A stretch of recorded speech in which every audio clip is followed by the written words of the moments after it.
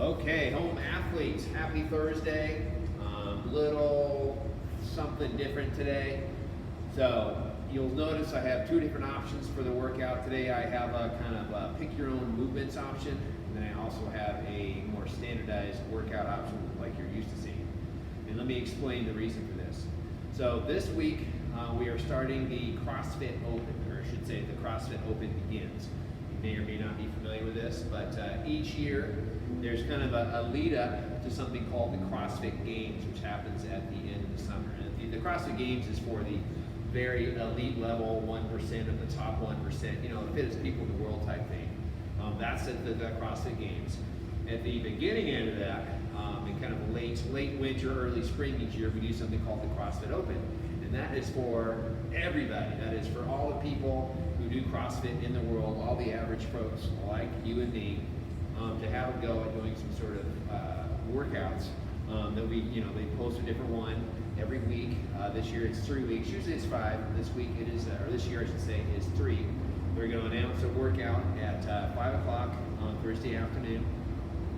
And then CrossFitters around the world have till Monday night to do it. So you can do it at any time over the weekend. We're going to do it here at Rivet in the gym. It's going to be our Friday programming. And for 3 weeks, we, the coaches, the people doing programming like myself, don't know what to program on Thursdays because we don't know what the Friday workout is. And the fear, and I have done this before in the past, the fear is that you program something on Thursday and then, oh look, they announced the open workout for Friday and it's, similar movements or exactly the same or interferes with what you did the day before or what you did the day before interferes with that more importantly. So we never know what to program. So 2 options today. Here at the gym, we're going to be doing something called a GOAT day. We're doing a 20-minute EMOM. We're picking 2 movements and we're alternating back and forth between the 2 movements. Now a GOAT is something that you need to get better at, something that you need to practice. Usually this has something to do with a skilled movement, like double unders are a really good example of this. But it can also be something that you just want to get better at, like need to build capacity, like it could be push-ups maybe, or it could be, lunges, or any number of things. So if you're at home and you're like, hey, that sounds like fun, or there's a couple things I want to work on today. Like maybe you want to work on core strength. Maybe you're going to do like a 30-second plank hold every other minute. You're going to combine that plank hold with, I don't know what it is, maybe some overhead press because you feel like you need to work on that. Sky's the limit. Anything you want to do at home. It can be a skill thing, it can be a strength thing.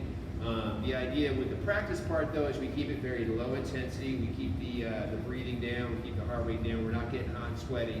You're literally just doing like maybe 30 or 40 seconds of practice of a movement. Then you get a little rest. Then you go into the other movement.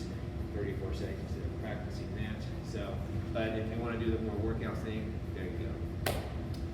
But if you don't want to feel like doing any of that, you just want to get a good old workout in, here's your option.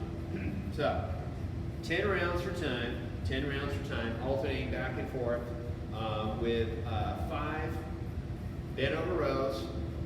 No, sorry, I said that wrong.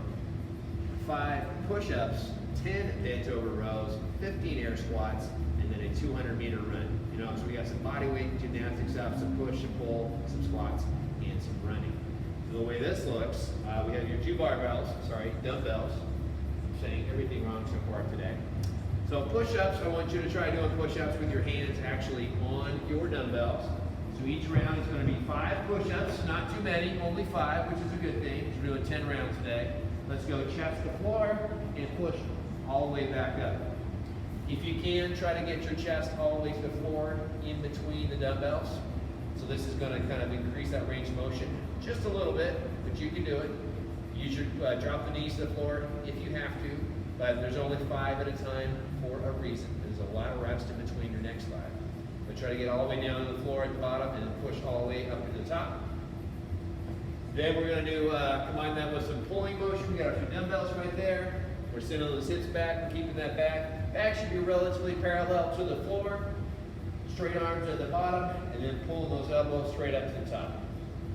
Squeeze those shoulder blades together at the top of the motion, and we're working on all our pulling muscles. And then of course, 15 air squats, no dumbbells required. Get nice and low at the bottom, stand all the way up at the top. 15 reps, and you're out the door, 200 meters, which should take about a minute or so. And I'd say, probably, hopefully, probably about a minute for this part, the 5, 10, 15, probably about a minute for the run, 2-minute rounds, 10 rounds total. What are we looking at? 20 minutes, give or take. And again, feel encouraged to do the other one if you want to. There's two things, like maybe we haven't done them for a while, you want to get better at them, you want to practice them, whatever, use that as an option. All right, so tomorrow's workout, will be posted a little bit later. I won't post until 6 o'clock tonight, so because we don't know what it is. All right, anyway, have a good workout. No matter what you do, great job, everybody. Talk to you tomorrow.